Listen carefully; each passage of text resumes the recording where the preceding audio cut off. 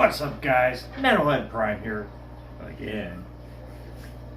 I just had so much fun putting out the other video previously today. I just figured, you know what? I showed you a little snippet of feeding my cichlid tank, but I don't know, maybe anybody be interested in seeing the rest of them eat. So if you are, stay tuned, because I'm going to show you how everybody eats, especially them. So hang in there, guys. We're in for a wet ride. All right. First up, General Derp and the clay pleco. For some reason, somebody thinks the Christmas tree still needs to be up. It's freaking February. It's over. Put it away. Get it out of my way. Anyway, so what I feed General Derp is extreme big fella.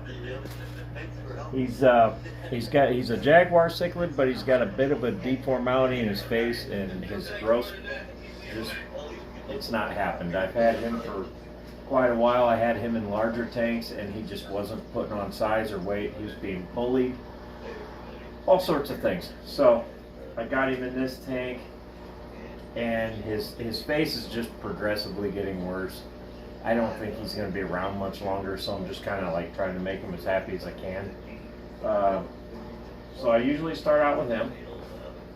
And what I do is I just give him a good little pinch, because that clay pleco in there, he'll eat it up too. So this is the nighttime feeding. Turn the light off. Now they're very shy; they won't come out. So. Once I walk away, he'll come out. Up next, we got Bobby the Brain Heenan Jr. And for him, I feed him from Hikari Cichlid Gold, medium-sized pellets, because he's not ginormous. I mean, he's decent size. And he knows it's feeding time.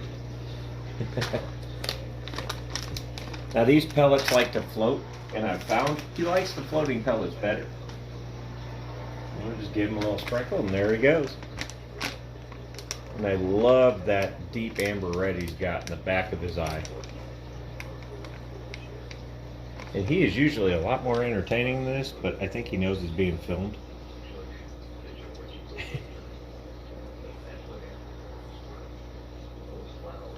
And that's what he does.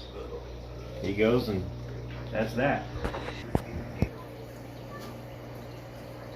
And over here we have the 54-gallon bow front. This is the, I guess you could call it, small community tank. Normally, I will throw some of this in because, believe it or not, my African cichlids don't like it that much. But this is from Hikari. This is Cichlid Excel. The reason I put it in here is because right there, it contains vegetable matter. And these little guys are herbivores. Herbivores, whatever you want to say. Anyways, they like green stuff. I also know some people that like green stuff. That's, never mind. I'm not going to feed them that because I already did this morning. But for the nighttime feeding, and these guys are ready. Just look at them. Believe it or not, that's a feeder, and that's a feeder, and that's a feeder. Long story, but they didn't get fed to things. What I feed these guys is Extreme Aquatic Foods, big fella, and also nice. And I throw the nice in there is because there's a lot of little tiny mouths in there. And these pellets are really small. Plus, it's naturally intense color enhancer. So it has to work because it says so. And it actually does. Because I feed it to my cichlids too. So, anyways, we're just going to give them, and see, they know it. They know it. And we'll just give them a nice little strip across the top right there. That silver dollar is just going to sit there, and she knows she's being watched. And I go and I get a little pinch of this in there because I do have a lot of cory cats in there. And a lot of them just like to pick up off the bottom. And there we have it. That one's out. Up next, we have the tank that I am not supposed to have to feed, but I do it anyways because I do. These are the Green Terror Salvini tank, also known as Maddie's tank or Mini Metalhead, that she's supposed to take care of, but that's okay because Dad will do it. Anyways, we just give them. There we go. And they're fun to watch eat too. Not as fun as the other tanks I have, but they're fun to watch. Now, a lot of these guys look kind of beat up, and that's not because they've been fighting. That's because they were in the 165 and Split was making snacks out of them at night when nobody was around. So we kind of had to shift things around because I love Split. He's staying. These guys weren't quite that big yet, so I figured they'll be okay in here for a little while. So that's where we're at right now. That's why they're all nipped up, but they've actually healed quite a bit because where is he? That guy right there. I actually caught him in Split's mouth. He was in it, like by the back. He was torn up. So he is actually healed quite nicely. This one as well. Split bit the back of his tail. And I think he nipped him too. Oh, no, that's Silverback. I call him Silverback because he's the only one with a gray back, and the rest of the Green Terror have yellow. So that's that for that tank. So this is kind of they got away from there. I saved everybody that got into the jaws of Split. These are the only fish I've ever seen come out alive. So I'd say they're doing pretty good. And they've healed up nicely. You can't even tell. So okay, anyways, on to the next one. Alright guys. Now, I know some of you are thinking, these guys are the most fun ones to watch. Why would you put them on, almost last? Well, I'm not going to end the show with this one, even though this one is fun. This one's very fun to watch. Got one that you haven't seen. Don't think I've ever shown that one when I fed him. So here we go. With these guys, again, I feed them big fella and nice. And I tell you what, it's very versatile food. It doesn't just have to be fed to cichlids. You can feed it to anything that'll eat it pretty much. Especially this. This is meant, when my flower horn was just a baby, I'd feed him that. What I like to do, I like to start out with the big fella. That knocks the big guys out of the way a little bit. That lets the smaller ones kind of come in.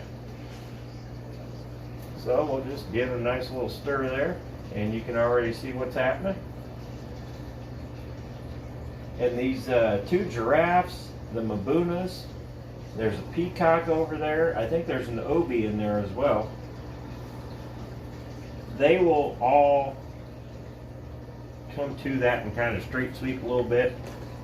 And then if you give it a minute, which you've seen on a previous video, spotted cats will come out. Now I don't know if you'll get all three of them out, probably not.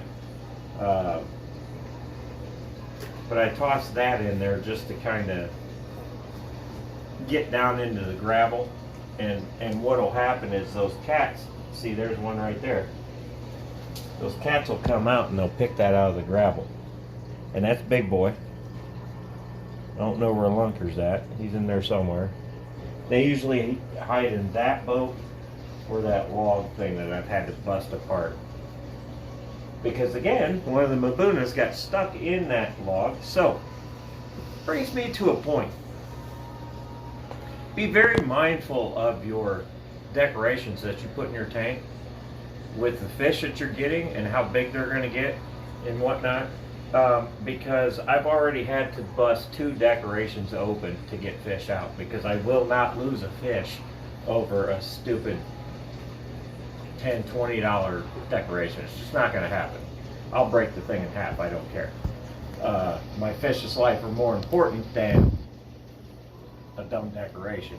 But after shattering that thing into pieces, it actually wound up looking cooler, so I put it back in there. And they can't get stuck in it now because it's missing half of it. You just don't see that half that's gone. Same thing with the log, which ultimately the treasure chests are going to come out of there. They may go over into the 54 gallon because there's smaller fish in there and they're not going to get that big. But as these guys progress, a lot of them aren't meant to get very big. The yellow laps, they'll get a good size, I mean, but not enough that I have to worry about that boat, but the rest of it more than likely is going to have to come out. These haps, I'll put it this way. Where is he at? The little blue guy that just went back there. These two haps right here, I've got two giraffe haps. When I got them, were smaller than this little blue guy right here. And he is quicker than snot. I like him. And look at the size they are now. So we're again going to have to make some adjustments. There are bigger tanks in the works. Just bear with me. So, on to the Coup de Grace.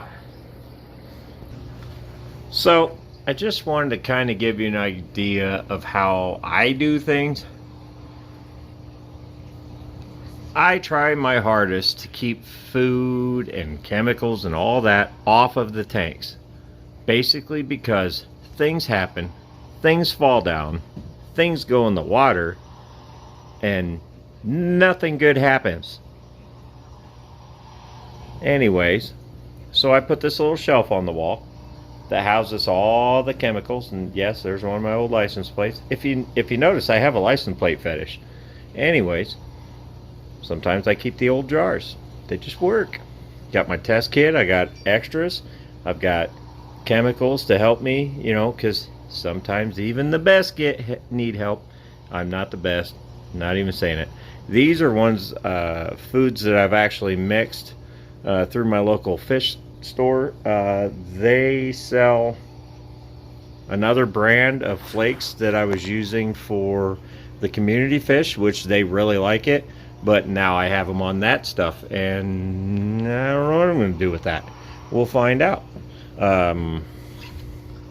Big Rich, if you're watching, you might know where that came from. That actually came from OFR. It's one of the stingray barbs. Over time they shed those, and that's where it resides, right there, ironically where the food's at. But anyways, I've got my cichlids, I've got my little guys, I got my big guys. I do feed the big guys that periodically. They don't care for that as much though, because it's not a floating pellet. It drops straight to the bottom, and a lot of them, once it's out of sight, it's out of mind.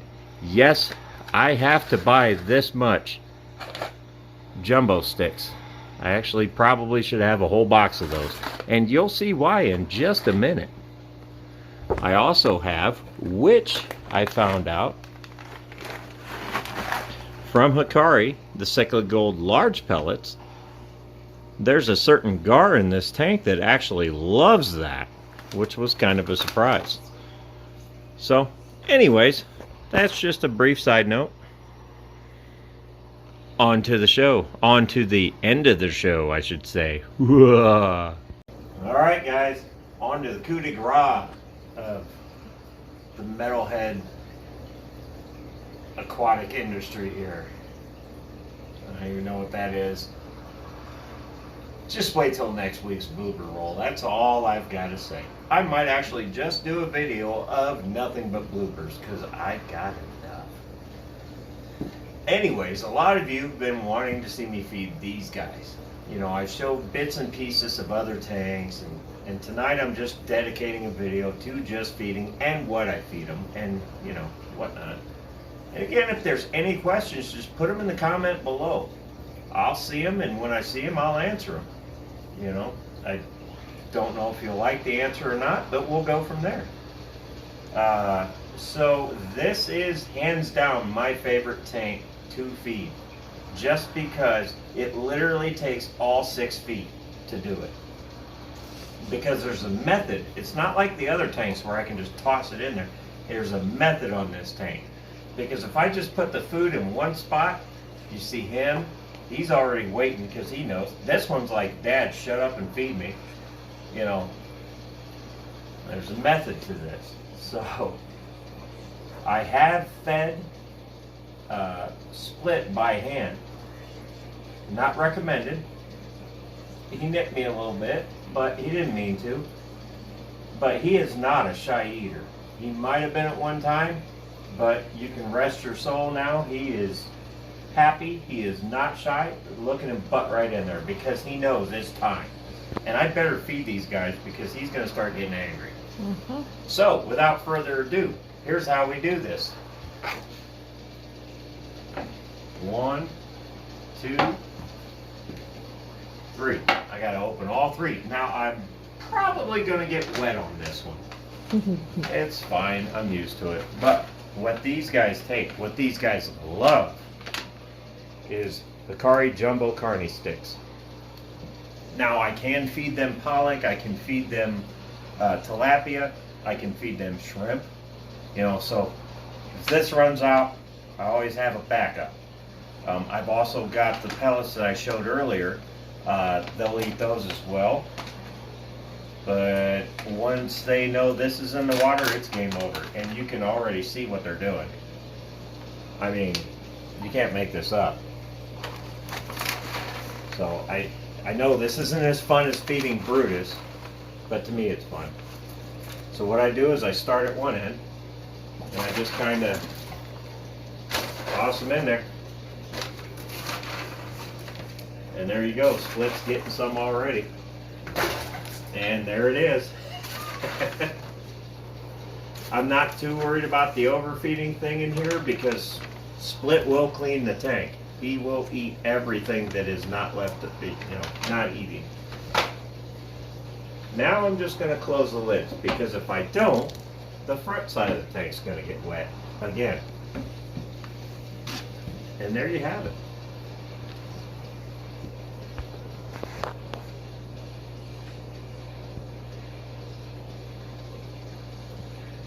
And this is why now you can see with what's going on right here, I don't have to worry about feeding him or her or him or him because there's enough floating around.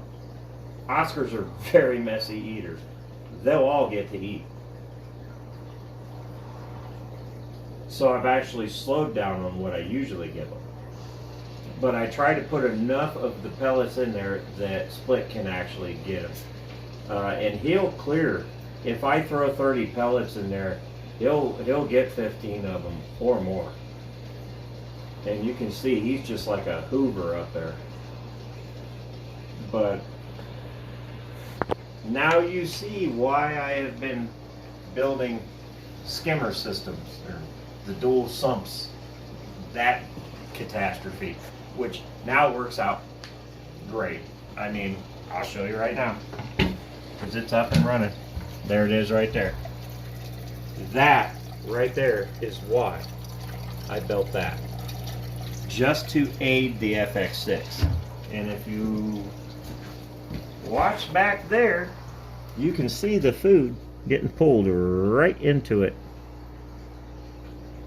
All the scraps that are just normally would either sink to the bottom or just sitting there and rot, whatever, it's all getting sucked up in there. So,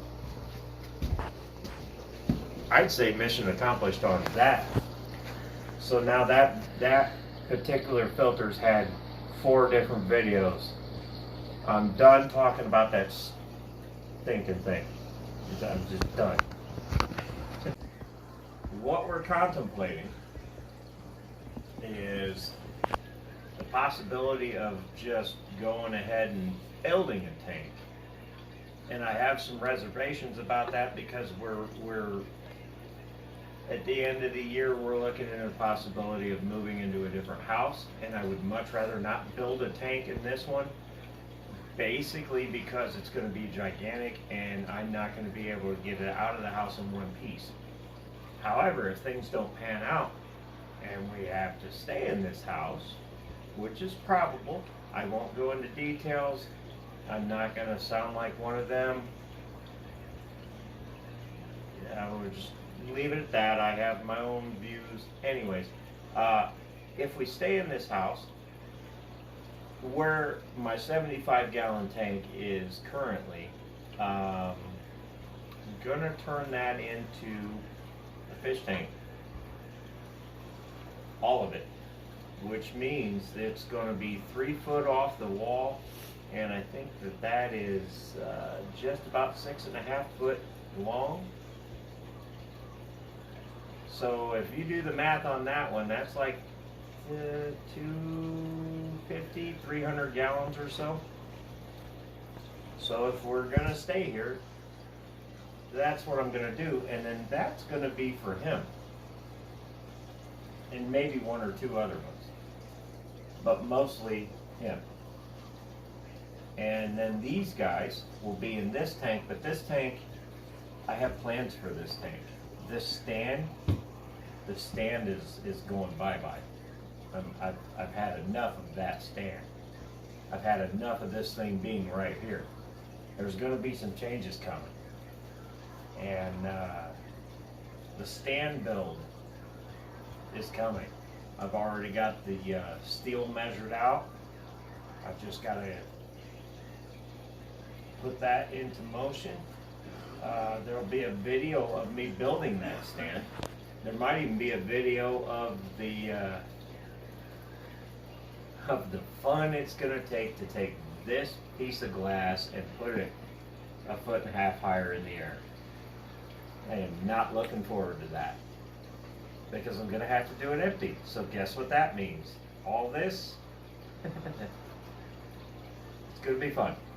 But the way I look at it is, if I can help move that Dwight Howard tank, I'm pretty sure I can move this whole thing. So anyways, that's enough rambling for me for one night. Thanks you guys for watching again. Hit the little like and subscribe thing if you haven't already done it. If not, I'd appreciate it if you do. You know what? You can even share it. I don't care. Doesn't hurt. Leave comments. Maybe there's something you do that I don't. I don't know. I take everybody's idea and kind of mold them into my own. So every little bit helps.